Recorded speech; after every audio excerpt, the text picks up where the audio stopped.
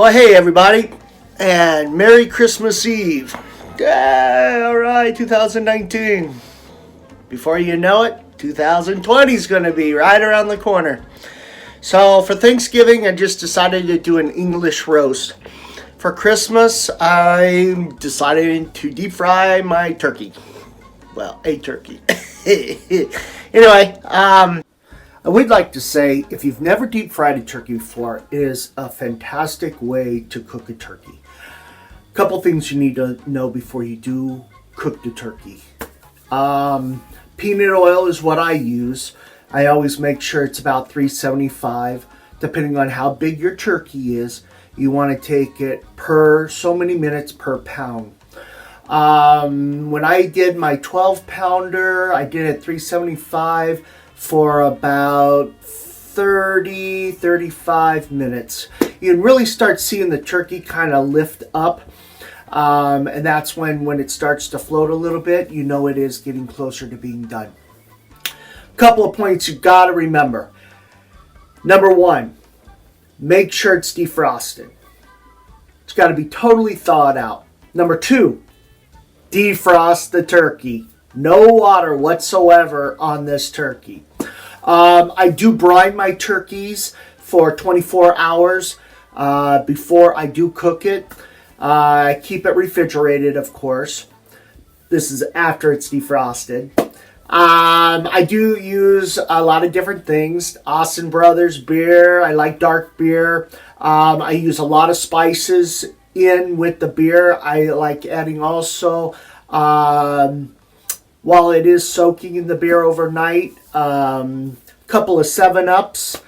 That works real well to give it a sugar content. I also use Thunder Bay Winery, their cider.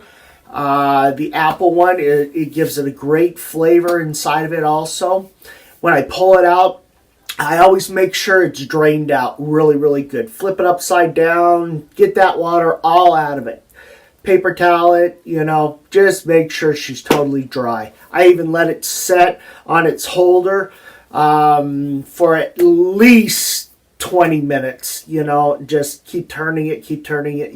You're just going to have a little bit of water left in it. Hopefully when you put it down in the grease, put it down very slowly.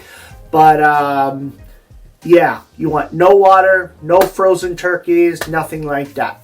So, and then, also, when I take it out, I do a dry rub on it real quick. I do a Cajun and a couple of spices, just dry rub it and really get it into it and stuff. Put some on the inside of it.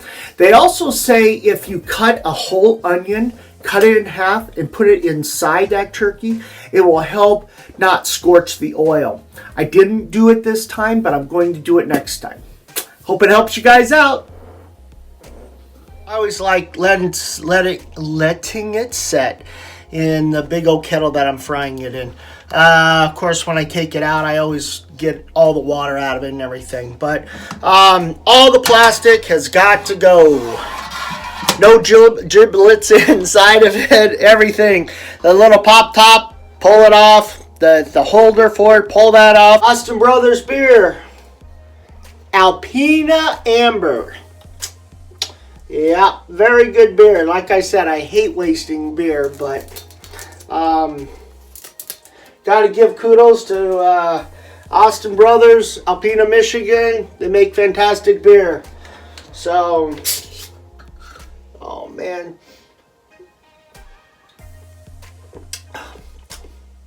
And it's still good. Okay, turkey. Enjoy getting drunk. Like I said before, Thunder Bay Winery. I hate getting rid of good cider. Alright guys, I'm going to finish brining this puppy. And yeah. See ya.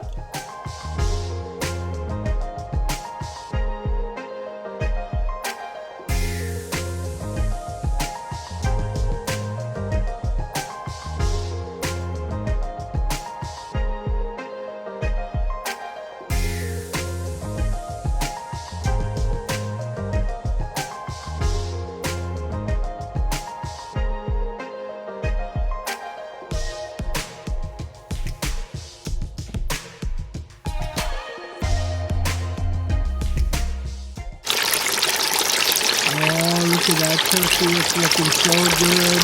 They say if you put a whole onion in the center of it, then the oil doesn't get scorched. I'm going to have to try that next one.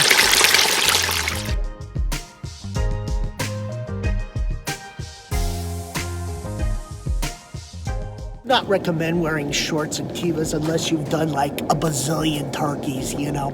Always have a fire extinguisher accessible. I've got one in my truck. I'm going to grab that, and yeah, so awesome. I'm going to flip it around here, show you a picture, but you just got to be real careful. That's all it comes down to. When you lower this thing down in it, use your clothes hanger, not a regular clothes hanger. This comes with the whole kit and everything. And you just slowly lower it. Have some gloves, have a fire extinguisher. Keep it around 350, 375 for about 45 minutes. And on a 12 pounder, if you go bigger, you're going to use less oil because it takes up the volume. So yeah, we've got the cook station out here. We are boondocking it in my backyard. Cooking with Russ. Hey, cooking with Russ. All right, guys.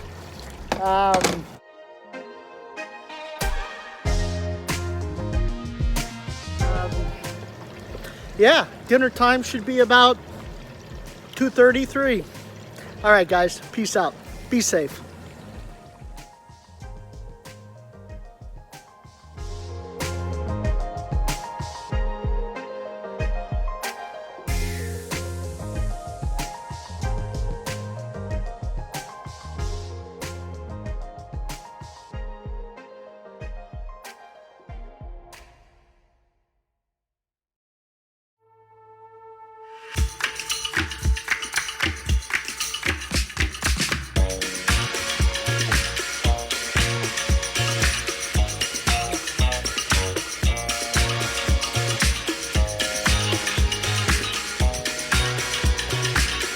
Guys, let's see here.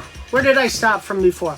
All right, so I went ahead and did cut out my little spacers. Okay, those will go into those guys. Cut my bucket, sanded it down. Now on the bottom, you're going to make 2 circles. You're going to take your spacers. Okay, you're going to go a 1/2 inch in from the edge, and you're going to draw a circle on it. Then you're going to go to the center. You're going to do the same thing. You're going to cut 2 starter holes, and then with the jigsaw, you're going, or tin snips, I'm sorry, not the jigsaw, your tin snips, you're going to go around, you're going to cut out each part. Great. Okay, after you get done using your clippers, cutting out the 2 holes, use the very end of it, that it works perfect. So then what you want to do is take your spacers and your couplings. I'm going to push those together on one, push that on the other one, just like that, and you're going to stick it in the hole. So just push it straight down like that. Do the other one. Perfect. Then on the inside, you're going to do the same thing on the inside. And not lose your bucket. Okay. With your last coupling, you're going to go on the inside of the bucket. And on the center part, you're going to push that right on there, and you're going to push it together. And there you got it. So you might want to take a little hammer, tap it down so it has a tight fit. There you go. So now, and that makes a really, really nice fit. It pushes it straight together. So, okay, after you get both of these on here, and then the center one, you're going to take your 90 degree and your 45, you're going to put a spacer in there, and you can see that they got little marks on each side of it. So you're going to go exactly line those puppies up where it's an angle, okay, perfect angle. And then you're going to do a little bit of a quarter of a turn, and then you're going to push it together. So what that will do is that will angle it when you put it on the inside, on the outer part. You take your 90 degree, you're going to put that right on there, and you're going to push it on. There you go.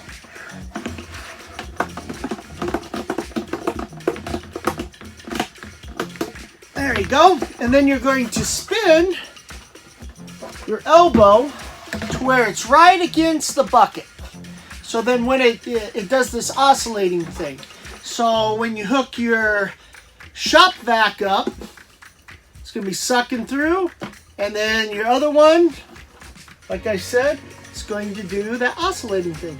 And then it's going to go whirl, whirl, whirl right down into your other bucket.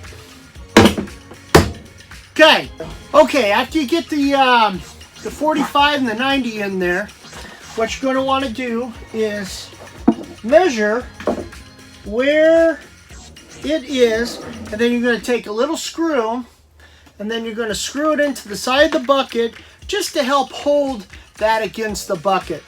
So, doesn't need to be a big screw, just a little one to help hold it in there.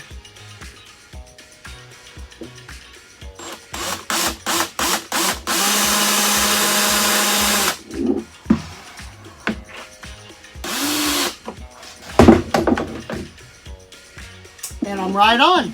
Cool. So, hold that on the inside there. One hand. And there we go. And it screwed it right to the side, so it's not going to spin on me. So it held it in real tight. I like that. The next thing you want to do is take your caps, and you're going to take the end of your shop vac, the end hose of your shop vac, and you are going to make a tight fit on this. You're going to pop it in there. You're going to draw a circle around it.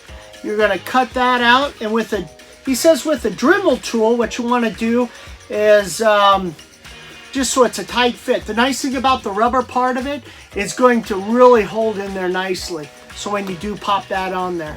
And then after you do that, you pop this part on this part, just like that.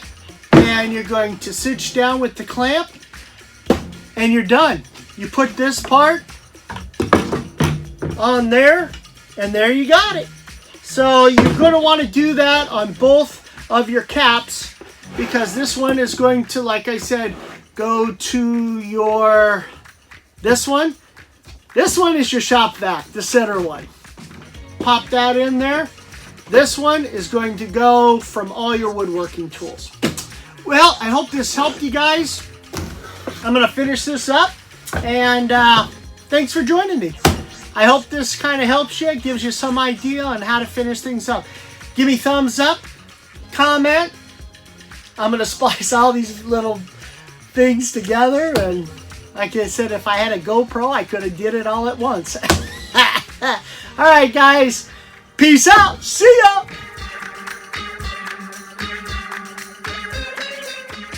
Be sure to stay tuned for the next video on the dust recovery system.